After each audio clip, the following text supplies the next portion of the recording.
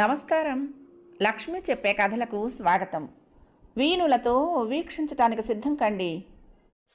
ప్రియ సఖులు, ఇప్పుడు మనం ప్రముఖ సీనియర్ రచయిత శ్రీ పిఎస్ నారాయణ గారు రచించిన ఆమె ఒక ప్రశ్న ధారావాహికం నుండి 8వ భాగం వినేద్దామండి. కాశీపతి సరోజిని తండ్రితో మాట్లాడుతూ ఉంటే సుష్మ సరోజినితో లోపలికి వెళ్ళింది.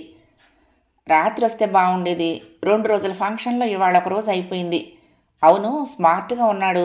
పెళ్లి చేసుకున్నావా, చేసుకోబోతున్నావా అడిగింది సరోజిని. నీ బొంద, నాకు ఇదివరకే పెళ్ళయింది, ఇప్పుడు మళ్ళీ పెళ్ళేమిటి? చిరాకు పడుతున్నట్టుగా అంది సుష్మ. కాస్త విచారంగా ముఖం పెట్టింది సరోజిని. నీ పెళ్ళికి వచ్చాను కదా, తర్వాత జరిగింది కూడా తెలుసు. తోడు లేకుండా బ్రతకటం కష్టం కదే. ఎంత వయసని మళ్ళీ పెళ్లి చేసుకోవటంలో తప్పే ఉంది? అతను మంచి ఫ్రెండు, అంతే. ఫ్యామిలీ ఫ్రెండ్ అని చెప్పాను కదా, ఇక వదిలేదాన్ని అంటూ మీ అమ్మాయి ఏది చూపించు, ఏం చదువుతుంది? ఇంకో పిల్లనో పిల్లవాడినో కానీ నాకు పెంపకానికి ఇవ్వకూడదు? మన స్నేహం ఇలాగే చిరకాలం కొనసాగేలా? ఆ గోల దేనికి? నువ్వే హాయిగా పెళ్లి చేసుకుని తల్లి అవ్వచ్చుగా. మా ఆయనగారి కోరిక ప్రకారం మరి 6 నెలల్లో ఓ పిల్లవాడికి తల్లిని కాబోతున్నానులే అంది ముసిముసి నవ్వులతో స్నేహితురాలి బొగ్గ పట్టుకుని సాగతీస్తూ. ఇంకేం, కంగ్రాట్స్. పిల్లాడే అని ఎలా చెప్తావు అంత ఖచ్చితంగా? రహస్యంగా పరీక్ష చేయించావా ఏమిటి? రోజు పడుకోబోయే ముందు ఇద్దరం మగపిల్లాడు కావాలి అంటూ 108 సార్లు అష్టోత్తరం చేస్తాము అంటూ పక్కపక్క నవ్వుతూ స్నేహితురాలి తల మీద మొట్టింది.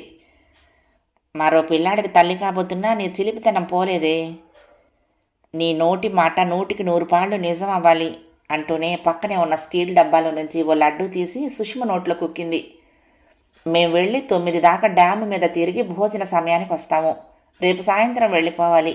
సమయం చాలా తక్కువగా ఉంది, సెలవు అయిపోతున్నది. నువ్వు గట్టిగా రమ్మన్నావని వచ్చాను అంది సుష్మ. వెళ్దు గానిలే, మొట్టమొదటిసారి మా ఇంటికి వచ్చావు.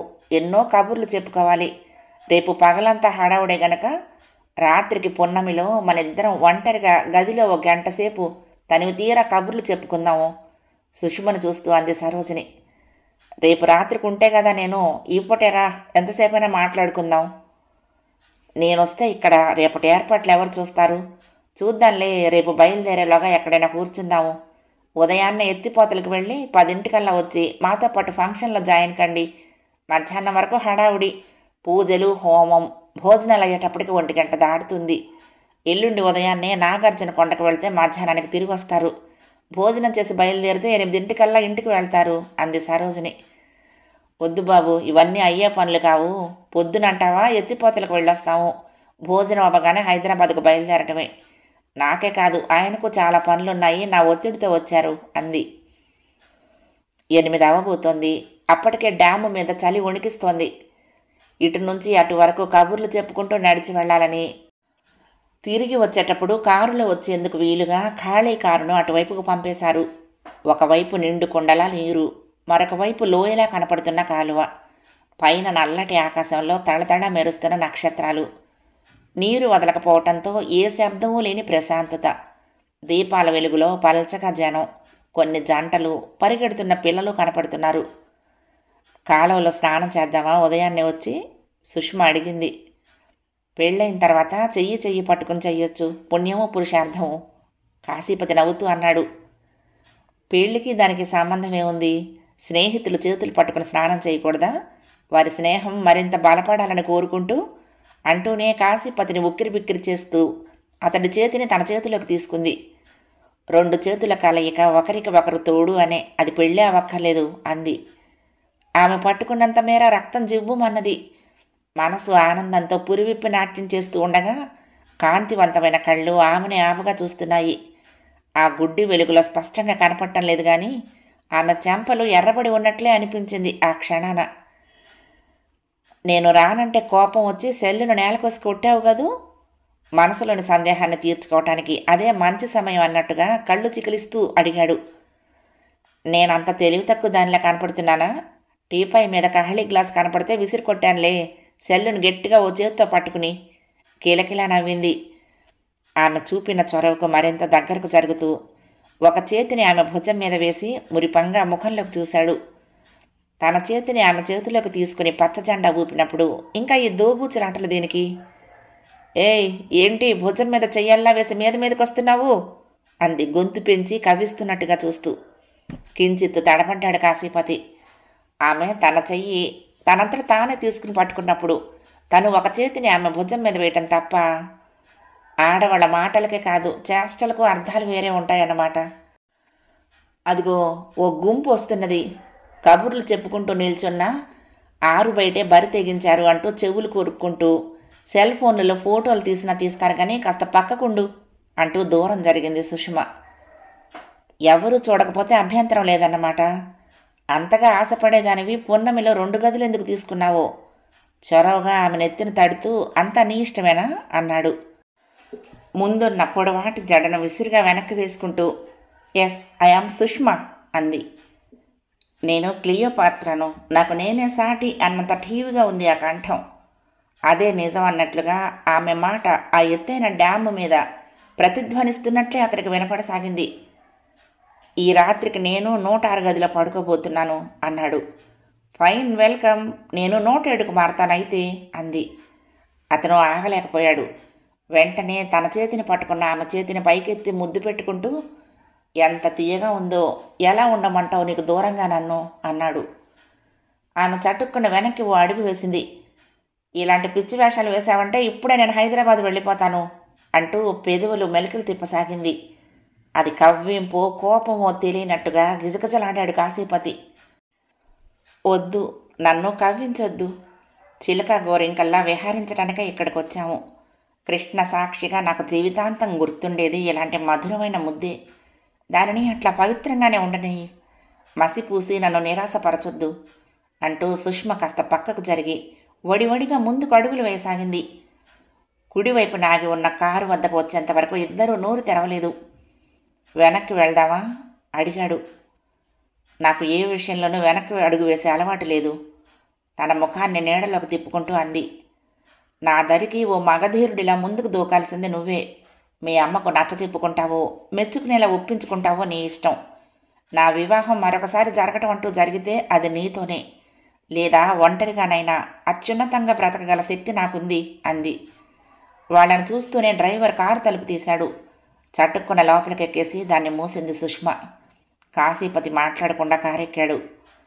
కారు మిత్రురాలి ఇంటి ముందు ఆగేటప్పటికి మరో 15 గంట పట్టింది. అప్పటికే వడ్డనలు ప్రారంభమవుతున్నాయి. సరోజిని వాళ్లను టేబుల్ దగ్గరకు తీసుకువెళ్ళి తండ్రి పక్కగా కూర్చోబెట్టింది. భోజనాలు చేసి పున్నమికి వెళ్లేసరికి 11 అయింది. కారు దిగుతూ ఉంటే ఎత్తులో ఉన్న ఆ గెస్ట్ హౌస్ ముందు చల్లటి గాలి ఇద్దరిని వణికిస్తోంది. ముడుచుకుపోతున్నారు. ఒడివడిగా వెళ్ళి గది తలుపు తెరుస్తూనే వెనగ్గా వచ్చిన కాశీపతి వైపు తల తిప్పకుండానే, ఉదయం 6 గంటలకల్లా మనం సరోజిని వాళ్ళ ఇంట్లో ఉండాలి. అక్కడ టిఫిన్ చేసి ఎత్తిపోతలకు వెళ్దాం. గుడ్ నైట్ అంటూనే తలుపు మూసి బోల్టు పెట్టి దాన్ని ఆనుకునే కళ్ళు మూసుకొని నిలబడిపోయింది. ఆమె మనసంతా తెలియని అలజడికి గురవుతోంది. తను నిగ్రహాన్ని కోల్పోతున్నదా? మరోసారి అదే ప్రశ్న ఆమెను అతలాకుతలం చేస్తోంది. ఉదయం 6 అవుతూ ఉండగా పున్నమి గెస్ట్ హౌస్లోని 107 నెంబర్ గది కాలింగ్ బెల్ మోగింది. తలుపు తీస్తూనే చలనరహితంగా నిల్చుండిపోయాడు కాశీపతి. కృష్ణానది తరంగాల మీదుగా తేలిపోతూ దిగివచ్చిన అప్సరసలా నిలబడి ఉంది సుష్మ అక్కడ. ఒక్క క్షణం ఆలస్యమైనా ఆడదాని అలంకారానికి గంటలు గంటలు కావాలి అంటూ మీ మగవాళ్ళు దెప్పుతూ ఉంటారు. 6 గంటలకల్లా నువ్వే వచ్చి నా గది తలుపు తడతావనుకున్నాను నవ్వుతూ అంది. ఆమెనే కళ్ళార్పకుండా చూస్తూ, నాలుకెండిపోయి నాకు మాట రావటం లేదు అన్నాడే కానీ వెనక్కు తిరగలేదు. మంచినీళ్ళు ఇచ్చేదా? చొరవగా గదిలోకి వెళ్ళి సీసాలో గ్లాసులో పోయసాగింది. చిన్న చిన్న గులాబీ పూలు అద్దిన డ్రెస్ మీద తెల్లని చున్నీ, పొడవాటి జుట్టును జడ వేసుకోకుండా వదిలేసి పైన ఓ రబ్బర్ బ్యాండు, చెవులకు పెద్ద పెద్ద రింగులు, నుదుట కనీ కనపడని చిన్న బొట్టు. నిన్ను చూస్తుంటేనే దాహం తీరుతుంది, ఇక నీళ్లు దేనికి? ఓరగా చూస్తూ గొణిగాడు. చుప్, ముందు పద, వేడివేడి ఇడ్లీ తయారుగా ఉన్నాయని సరోజిని ఫోన్ చేసింది. తిని జలపాతం దగ్గర 1 గంట తిరిగి ఇక్కడికి వచ్చేద్దాం అంది. ఫంక్షన్ దగ్గరికే వెళ్ళొచ్చు కదా, ఇక్కడికి దేనికి? మరొకసారి మేకప్ చేసుకోవాలా? కొంటిగా అన్నాడు. పట్టుచీర కట్టుకోవద్దా అంది. అంత పెద్ద పెట్టి తెస్తున్నప్పుడే అనుమానం వచ్చింది ఎన్ని చీరలు తెస్తున్నావోనని. అప్పుడన్నా లాల్చీ పైజమాలో వస్తావా, మళ్ళీ ఈ చారల టీషర్టేనా? ముందే నాకు చెప్తే మా నాన్న పట్టుబట్టలు తెచ్చుకునేవాడిని కదా అన్నాడు. ఏమో నీకు కట్టుకోవటం చేతనవుతుందో లేదోనని చెప్పలేదులే విక్రిస్తున్నట్టుగా అంది. పక్కన నువ్వు ఉండగా నాకేమిటి దిగులు వినపడి వినపడకుండా గొణిగాడు. సరోజిని వాళ్ళ ఇంట్లో ఇడ్లీ తింటూ ఉంటే నెయ్యి వేయమంటారా అంటూ ఒక అతను వచ్చాడు. స్మార్ట్గా ఉన్నాడు. గీరజాల జుట్టు, పచ్చటి మొహానికి సన్నటి ఫైబర్ గ్లాసెస్ కళ్ళజోడు. ఈయన శశాంక్, మా పెదమామగారు అబ్బాయి. హైదరాబాద్లో సాఫ్ట్వేర్ ఉద్యోగి. అమెరికా విమానం ఎప్పుడు ఎక్కుదామా అని ఆత్రంగా ఎదురు చూస్తున్నాడు. పరిచయం చేసింది సరోజిని. ముసిముసి నవ్వులు చెందిస్తూ నిల్చున్నాడు అతను. ఎక్కడ పనిచేస్తున్నది చెప్పాడు. మా బంధువులు చాలామంది అమెరికాలో ఉన్నారండి, వాళ్లతో జాయిన్ అవ్వాలని అన్నాడు. గుడ్, మంచి ఆలోచనే, ఆల్ ది బెస్ట్ కాశీపతి అభినందించాడు. టిఫిన్లు అయ్యాక బయలుదేరుతూ ఉంటే సరోజిని అంది, శశాంకును కూడా తీసుకువెళ్ళకూడదు, అన్నీ వివరంగా చూపిస్తాడు. వీలుంటే మాచర్ల వెళ్ళి చెన్నకేశ్వర స్వామిని కూడా దర్శించుకోవచ్చు అంది. అవసరం లేదు, ఏ గుడికి వెళ్ళను. ఎత్తిపోతల నుంచి 10 వస్తే సరిపోతుంది కదా అంది. చాలు చాలు, చేయాల్సిన కార్యక్రమాల్లో సగం నిన్ననే అయిపోయాయి. గణపతి పూజ, పుణ్యహవాచనము, నవగ్రహ జపాలు, మృత్యుంజయ జపము, రుద్రాభిషేకం లాంటివన్నీ. అప్పటికే 1 దాటింది. ఇవాళ పూజలతో పాటు దానాలు కూడా ఉంటాయి కనుక అంత సమయం పట్టేలా ఉంది. హడావుడేమీ లేదు, అన్నీ చూసి చిన్నగా రండి అంది. ఎత్తిపోతలకు వెళ్ళేటప్పటికి 7:30 దాటింది. ఆర్చి పక్కగా కారు దిగుతూ ఉండగానే ఒక అతను వచ్చాడు. వీపుకు పెద్ద సంచి, చేతిలో పుస్తకాలు, మెడకు తగిలించుకున్న కెమెరాతో. గైడ్ కావాలా సార్ అంటూ. అక్కర్లేదు, అన్నీ తెలిసిన మా గూగుల్ మావయ్య మాతోనే ఉన్నాడు సుష్మ చెప్పటంతో అతడు వెళ్ళిపోయాడు. వీళ్ళెలా బ్రతకాలి మరి అడిగాడు కాశీపతి. అలా అనుకుంటే జలపాతం చూస్తూ ఫోటోలు తీయించుకుందాంలే అంది. ఎంట్రన్స్ టికెట్లు తీసుకుని లోపలికి వెళ్లారు. పరవళ్లు తొక్కుతూ 70 అడుగుల ఎత్తు నుంచి పడుతున్న నీటిని చూస్తుంటే సీతా కళ్యాణంలో బాపు గంగను భూమి మీదకు తెచ్చిన దృశ్యం గుర్తుకొచ్చింది. తెల్లటి నురుగులు కక్కుకుంటూ క్రిందకి పడుతున్న ఆ అద్భుత దృశ్యం కనువిందు చేస్తోంది.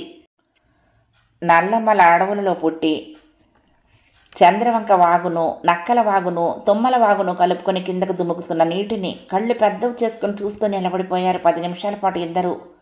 ఆ నీటి శబ్దం వీణులకు విందు చేస్తోంది.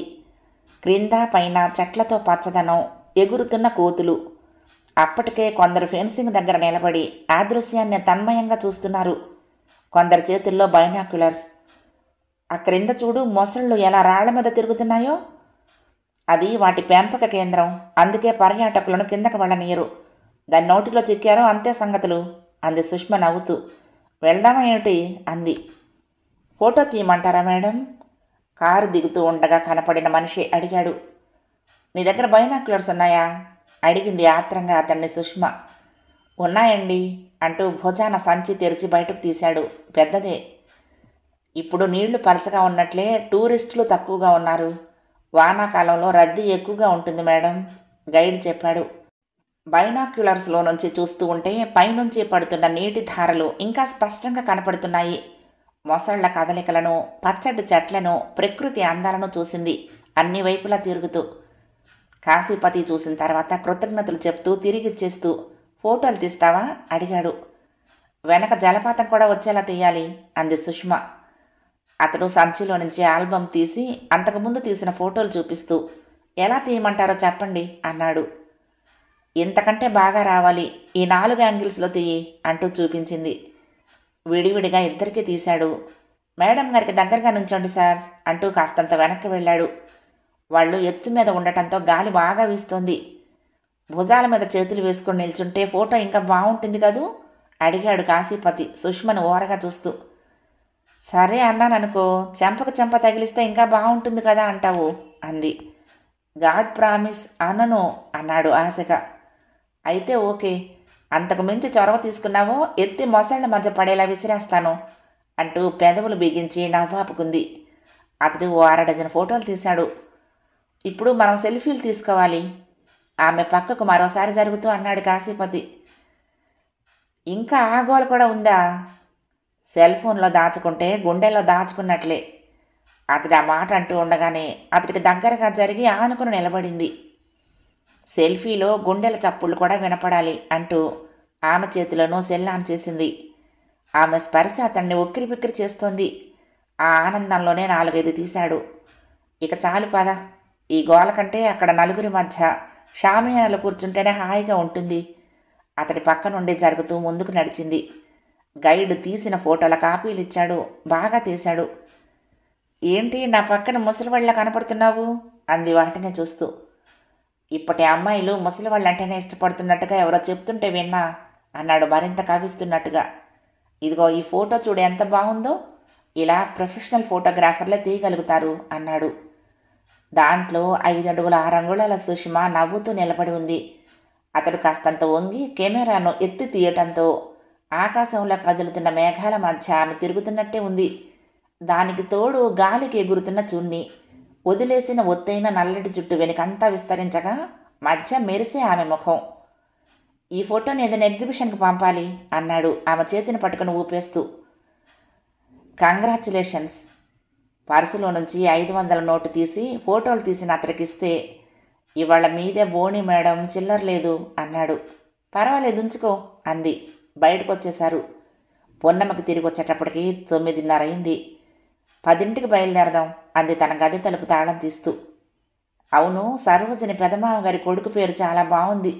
చందు, శశాంకను ప్రశాంత్ను కలిపేసి శశాంత్గా సృష్టించారన్నమాట.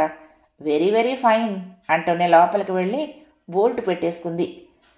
కాశీపతి ఆమె వెళ్ళిన వైపే కళ్ళు పెద్దవి చేసుకుని చూస్తూ నిలబడిపోయాడు.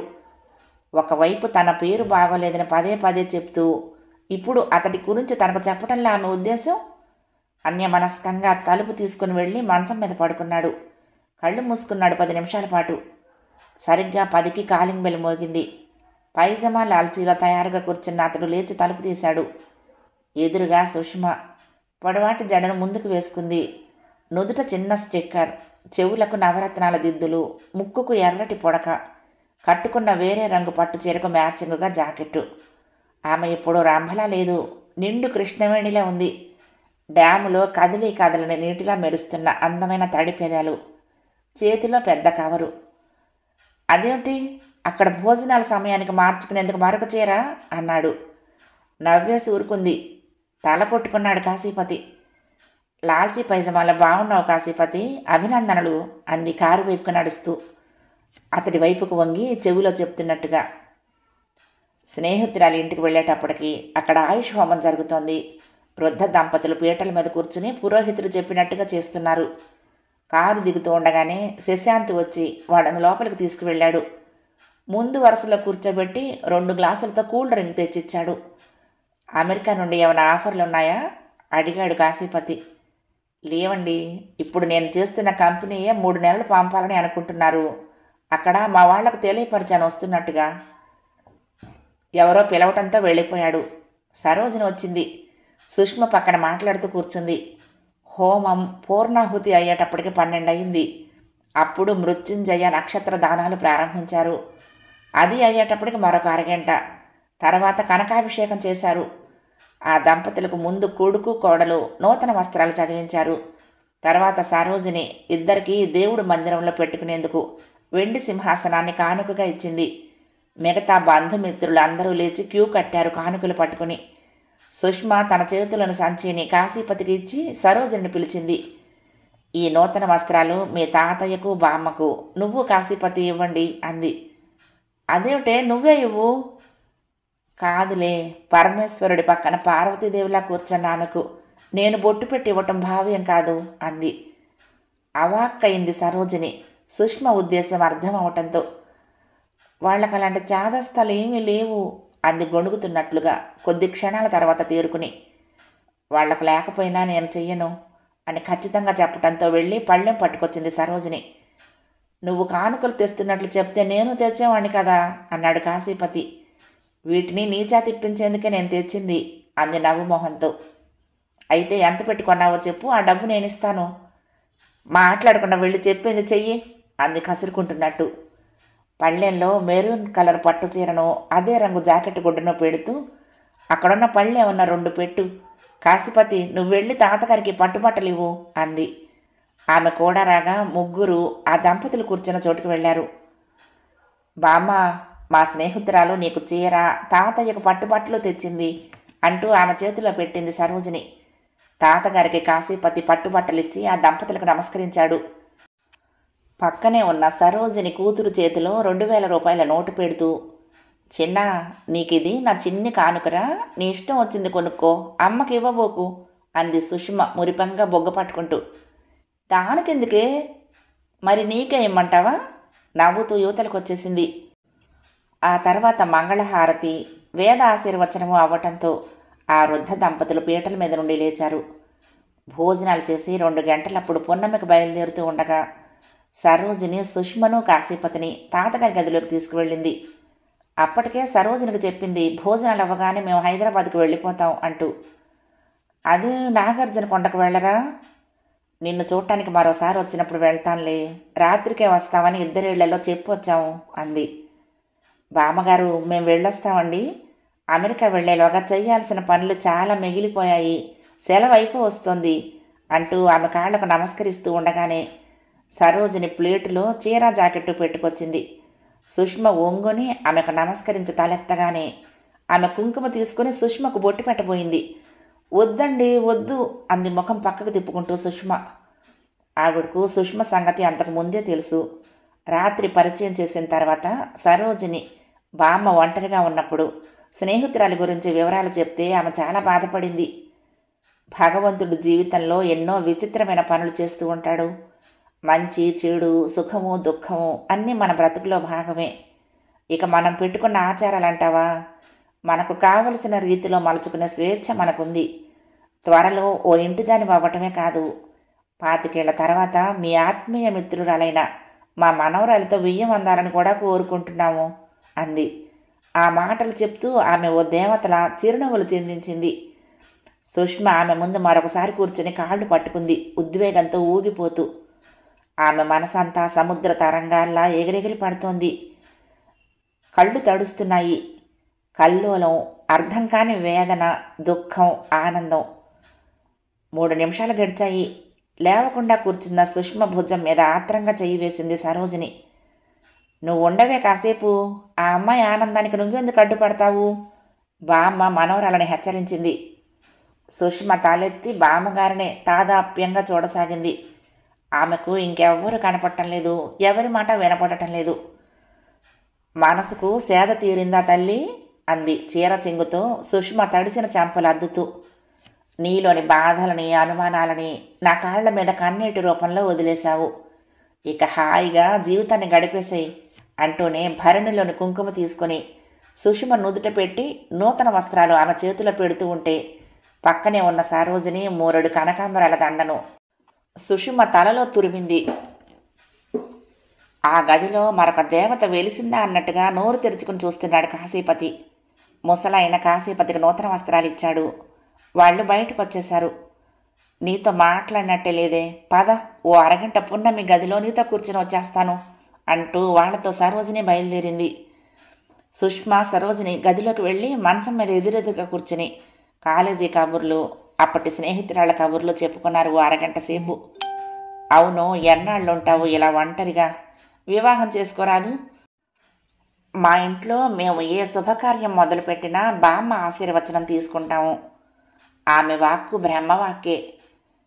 ఆమె స్నేహితురాలను దీవించిన తీరు గుర్తుకురాగా అంది. నా సంగతి తెలుసు కదా నీకు, ఎవరు చిన్న మాట అన్నా నేను సహించలేను, అలా బ్రతికాను, ఇప్పుడు బ్రతుకుతున్నాను. నా విషయం తెలిసి నన్ను మన్నించే మనిషి దొరకాలి కదా. జాలిగా చూస్తూ సుష్మ చేపట్టుకుంది సరోజిని.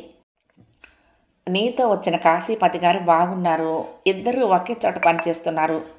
నాకు తెలుసు నీకు నచ్చినవాడు కాకపోతే నీ దగ్గరకు రానిచ్చేదానివి కాదు అని. అతన్నే పెళ్లి చేసుకో అంది. మా వివాహం అతడి తల్లికి ఇష్టం లేదు. ఏం భర్త పోయాడనేనా? ఇప్పుడెవరు పట్టించుకుంటున్నారే అలాంటి వాటిని? అలా అనవోకు, మన కుటుంబాల్లో పెద్దవాళ్లకు అది నచ్చని విషయమే, వాళ్ళు అంగీకరించలేరు. పోనీ మీ స్నేహితుడు తల్లికి నచ్చ చెప్పలేకపోయాడా? ఆయనే కాదు, ఆయన తండ్రి కూడా నచ్చ చెప్తూనే ఉన్నాడు. అయినా ఆమె ఆ ఆలోచననే జీర్ణించుకోలేకపోతున్నది అంది. సరోజిని ఆలోచిస్తున్నట్టుగా ఆగింది. నువ్వేమి అనుకోనంటే ఒక మాట చెప్తాను. చెప్పు, అనుకునేందుకేముంది? నేను మాత్రం ఆ ఇంట్లో ఎవరు వ్యతిరేకించినా ఆ ఇంటి కోడలిగా కాలు పెట్టి ఆ కుటుంబాన్ని విచ్ఛిన్నం చెయ్యను. నా సౌఖ్యం కోసం మరొకరిని కష్టపెట్టడం నాకు ఇష్టం లేదు. వారు హృదయపూర్వకంగా నన్ను వారింటికి ఆహ్వానిస్తేనే అతడితో నా వివాహం జరిగేది అంది. అందుకే చెప్పేది, అతడు కాకుండా ఎవరైనా అతడి కుటుంబంలోని సభ్యులందరూ ఇష్టపడితే చేసుకుంటావా? క్షణాల్లో నేను నిర్ణయం తీసుకోను. అతడు అతడి కుటుంబం నాకు పూర్తిగా ముందు అర్థం అవ్వాలి అంది. శశాంత్ను చూసావు కదా, నీ విషయం తెలిసినా నిన్ను వివాహం చేసుకోవాలని తాపత్రయపడుతున్నాడు. అతడి కుటుంబ సభ్యులు నిన్ను ఆ ఇంటి కోడలిగా స్వాగతించేందుకు తయారుగా ఉన్నారు అంది. నేనంటే ఎందుకంత మోజు? నా మీద జాల లేక అశాశ్వతమైన అందం చూసా? అతడు నా మీద పిచ్చి భ్రమలో ఉన్నా అతడి పెద్దలు నా గురించి తెలిస్తే తప్పకుండా తిరస్కరిస్తారు అంది. నిజం దాచవలసిన అవసరం ఏముంది? నువ్వు వివాహం చేసుకొని 6 నెలలు కాపురం చేసిన తర్వాత నీ భర్త ప్రమాదంలో మరణించినట్లు చెప్పాను. అయినా వాళ్ళు వెనక్కు తగ్గలేదు అంది సరోజిని. ప్రతిదానికి కారణం ఉంటుంది కదా, ఎందుకు అలా నిర్ణయించుకున్నారు? దీర్ఘ నిశ్వాసం విడుస్తూ అడిగింది. సింపుల్. నీకులాగానే అతడు పెళ్లి చేసుకుని 2 సంవత్సరాలు కాపురం చేసిన తర్వాత భార్య చనిపోయింది. అతడు విడోయర్, నువ్వు విడోవి అంది సరోజిని. సుషిమ పకపక నవ్వసాగింది. ఎంత ఆపుకుందామన్నా ఆపుకోలేకపోతోంది నవ్వును. కుర్చీలో కూర్చున్నదల్లా లేచి మంచం మీదకు వాలిపోయి దాని మీద దొర్లుతూ కడుపు చేత్తో పట్టుకుంది. బెత్తరపోయి స్నేహితురాలనే చూస్తోంది సరోజిని. ఏమిటి ఆ నవ్వు అంది. నాకు మొగుడు చచ్చినట్లే అతడికి భార్య చచ్చిపోయింది కాబట్టి నన్నే వివాహం చేసుకోవాలని అతడి వాళ్ళు కోరుకుంటున్నారన్నమాట. ఒకటి గుర్తుంచుకో సరోజిని, అతడు విడోయర్ కాబట్టి నాకు ఇష్టం లేదు అనను. మేము గతాలకు తేనె పూసి కొద్ది రోజులు చంద్రలోకంలో విహరించినా మోజు తీరిన తర్వాత మాటల తోటాలతో రణరంగం సృష్టించుకునే అవకాశాలే మెండు. నాన్సెన్స్. ఇంకెప్పుడు ఇలాంటి సలహాను నాకే కాదు మరెవరికి ఇవ్వబోకు. నేను వివాహం అంటూ చేసుకుంటే నాకు నేను అర్థమైన కాశీపతినే చేసుకుంటాను, లేదా జీవితాంతం ఒంటరిగానే ఉంటాను. నాకేం తక్కువని అంది. నీకు తోడు అక్కర్లేదా? సుష్మకు అర్థమైంది ఆ తోడు అనేది ఏమిటో. అది లేదే బ్రతకలేనా? ఆనందించడం కూడా బ్రతకటంలో ఒక భాగమే సుష్మా. చంపేస్తాను మరొకసారి ఆ మాట అన్నావంటే. శరీర వాంఛలు తీర్చుకోవటమే బ్రతుకు ముఖ్యం కాదు. ఈ ప్రపంచంలో బ్రహ్మచారులు, కన్యలు ఎంతోమంది నిష్టగా బ్రతుకుతున్న వాళ్ళు ఉన్నారు. నేనైతే ఆ ఆనందాన్ని కూడా అనుభవించాను. మరోసారి ఆ ఆనందం కోసం నా జీవితాన్ని తాకట్టు పెట్టలేను అంది దృఢంగా. బిత్తరపోయింది సరోజిని. 2 నిమిషాల పాటు ఎవరూ మాట్లాడలేదు. వెళ్తాను. సారీ. నా మీద కోపాన్నే కాదు, నేనన్న ప్రతి మాటను గుండెలో నుంచి తుడిచేసుకుంటే ఎంతగానో సంతోషిస్తాను అంది ఆ నిశ్శబ్దాన్ని ఛేదిస్తూ లేచి నిలబడి సరోజిని స్నేహితురాలి చేతిని ఆప్యాయంగా పట్టుకుంటూ. సుష్మా మంచం మీద నుంచి చటుక్కున లేస్తూనే మిత్రురాలిని కౌగిలించుకుంది. సుష్మా అంటే నీకు అంతే అర్థమైందన్నమాట. నాకున్న ఆత్మీయ మిత్రురాళ్లలో నువ్వే అత్యంత ప్రధానరాలివి. నీ మీద నాకెప్పుడు కోపం రాదు. నువ్వు తిట్టినా చేదరించుకున్నా కూడా. ఎంత ఇష్టురాలివి కాకపోతే రమ్మనమనగానే ఇంత దూరం వచ్చానంటావు. పద, నిన్ను ఇంటి దగ్గర దింపొస్తాను. సరోజని చేతిని పట్టుకుని బయటకు వచ్చింది. డ్రైవర్ని ఉండమని చెప్పి తను స్టీరింగ్ ముందు కూర్చుంటూ స్నేహితురాలని పక్కన కూర్చోబెట్టుకుంది సుష్మ. 8వ భాగం సమాప్తం. ప్రియ సఖులు, ఈ కథ మీకు నచ్చితే తప్పకుండా లైక్ చేయండి, షేర్ చేయండి, కామెంట్ చేయండి, సబ్స్క్రైబ్ చేసుకుని నన్ను ఎంకరేజ్ చేయండి. ఉంటానండి. ప్రేమతో లక్ష్మి. కృష్ణాతీరం దుర్గమ్మ సన్నిధానం.